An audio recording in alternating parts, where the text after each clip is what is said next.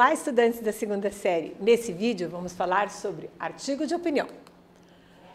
Você conhece o que é apropriação cultural? Já refletiu sobre esse tema? Sabe o que é? Então, no texto da Stefane Ribeiro, da revista Capitolina, ela questiona exatamente isso. Esse vem sendo um dos assuntos mais polêmicos. Ultimamente, muitos acusam, outros se sentem no direito de usar e abusar símbolos. Mas, no fundo, a maioria não entende do que se trata. Então, nessa matéria da Capitolina, vou tirar algumas dúvidas. Usar turbantes e dreads são apropriações? Se a pessoa não é negra, mas a família, a religião, cultura, costumes, ainda é apropriação usar turbantes ou fazer dreads? Sim, é apropriação. No mundo de cultura ocidental como o nosso, né, você está se apropriando da cultura que, por vezes, tem uma razão de empoderamento, um cunho religioso, né, um cunho político, né, seja um dread, um turbante.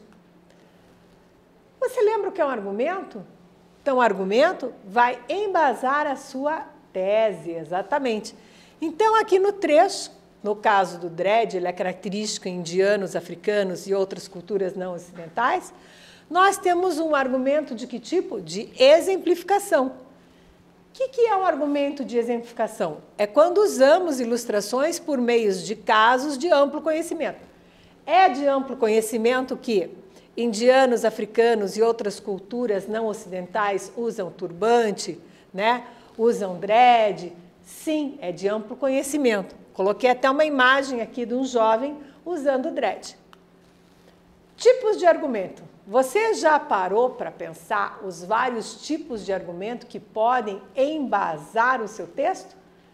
Quando você quiser argumentar, então, o seu artigo de opinião, que como o próprio nome diz, é de opinião e para isso é sustentado por argumentos, você pode escolher entre argumento de autoridade, argumento estatístico, argumento de causa e consequência, argumento de evidência, argumento de comparação, ou de analogia, como queira chamar, argumento de exemplificação ou ilustração.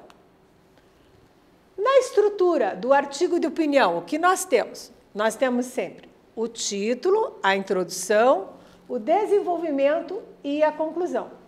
O que exatamente a gente coloca no título, professora? O título tem que incluir o recorte do tema, isto é, uma perspectiva sobre a qual será apresentado. Então, se você quiser elaborar uma pergunta, né, é um recurso interessante. O texto, obrigatoriamente, daí tem que responder essa pergunta. E a introdução? A introdução é responsável pela contextualização do tema. Já no desenvolvimento, você vai usar o quê? Estratégias para persuadir o leitor a aceitar a tese defendida. E aí você usa quem? Os argumentos, diferentes tipos, para sustentar essa tese.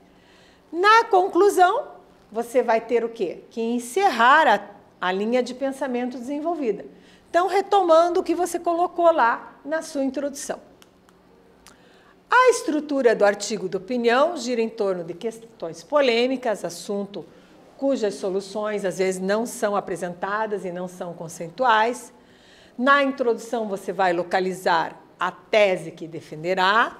No desenvolvimento, você assume uma posição, né, em relação à polêmica apresentada, mas isto não basta. Você tem que apresentar o quê? Argumentos, e esses argumentos vão sustentar essa sua tese.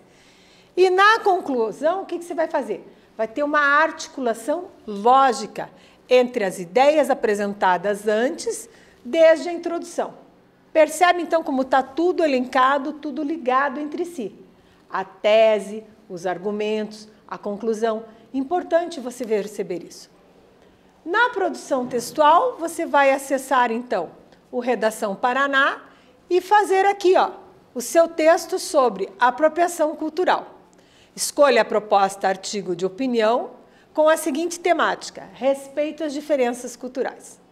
Nesse vídeo, falamos sobre artigo de opinião. Espero que você tenha gostado e até breve.